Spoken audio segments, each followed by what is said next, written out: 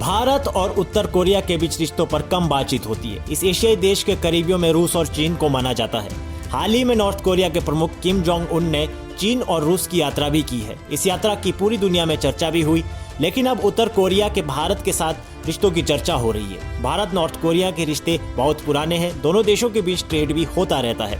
Covid के समय दोनों देशों के रिश्ते अपने सबसे खराब दौर से गुजर रहे थे, लेकिन अब दोनों देशों के बीच एक बार फिर से रिश्ते सामान्य हो रहे हैं।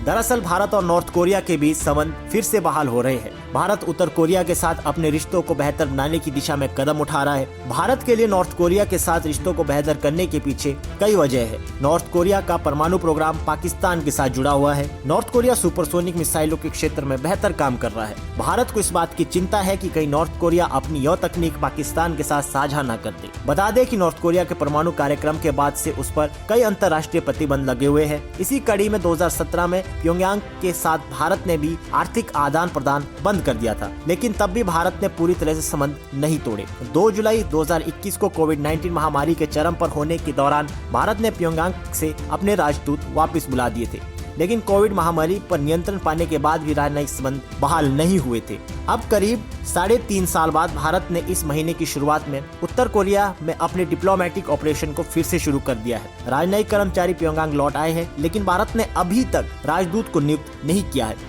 उत्तर कोरिया के साथ कई देश अपने संबंधों को बेहतर कर रहे हैं। इसी कड़ी में स्वीडन और पोलैंड ने भी उत्तर कोरिया में फिर से अपने दूतावास शुरू कर दिए हैं। वहीं भारत उत्तर कोरिया के सबसे बड़े व्यापार भागीदारों में आता है। इसमें मुख्यतः खाद्य उद्योग आता है। CIA के मुताबिक 2013 में भारत ने उत्तर कोरिया को 60 मिलियन अमेरिकी डॉलर का निर्यात किया। भारत उत्तर कोरिया दक्षिण कोरिया के वापस जुड़कर एक राष्ट्र बनाने के लक्ष्य का समर्थन करता है। भारत और उत्तर कोरिया के बीच रिश्तों का इतिहास क्या कहता है, आइए समझते हैं। भारत और उत्तर कोरिया के बीच रिश्तों का इतिहास। भारत और उत्तर कोरिया के बीच 1 मार्च 1962 को कौंसुलर संबंध स्थापित किए गए थे और उत्तर कोरिया में भारत के महावाणिज्य दूतावास की स्थापना अक्टूबर 1968 में की गई थी। प्योंगयांग में एक भारतीय दूतावास 10 दिसंबर 1973 को स्थापित किया गया था। दोनों राज्य गुटनिरपेक्ष आंदोलन के सदस्य हैं, जो कई अंतर्राष्ट्रीय मुद्दों पर एक समान दृष्टिकोण रखते हैं। भारत कोरिया में शांति और स्थिरता का समर्थन करने के लिए बातचीत में शामिल होने का प्रयास करता है और उत्तर कोरिया और पश्चिमी दुनिया के बीच एक सेतु के रूप में कार्य करने का प्रयास करता है। उत्तर कोरिया के साथ भारत के संबंध पाकिस्तान के साथ उत्तर कोरिया के संबंधों से प्रभावित हुए हैं, खासकर पाकिस्तान के परमाणु मिसाइल कार्यक्रम के लिए इसकी मदद के कारण। 1999 में भारत ने कांडला तट से एक उत्तर कोरियाई जहाज को जब्त कर लिया, जिसमें मिसाइल घटक और ब्लूप्रिंट पाए गए थे। बता दें कि अमेरिका में सत्ता परिवर्तन के बाद भारत उत्तर कोरिया के साथ अपने संबंधों को फिर से बहाल कर रहा है। ट्रंप के पिछले कार्यकाल के दौरान उनके अमेरिका के साथ संबंधों में तेजी आई थी। दोनों देशों के मुखिया एक दूसरे से 3 बार मिले, जिसके बाद से दोनों देशों के बीच बातचीत का दौर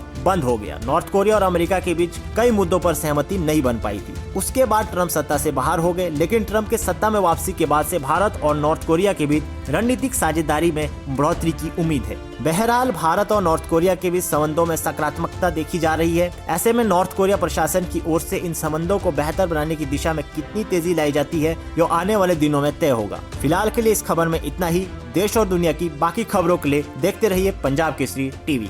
हमसे जुड़े रहने के लिए हमारे YouTube चैनल को सब्सक्राइब करें और नई वीडियो की नोटिफिकेशन के लिए बेल आइकॉन को दबाएं।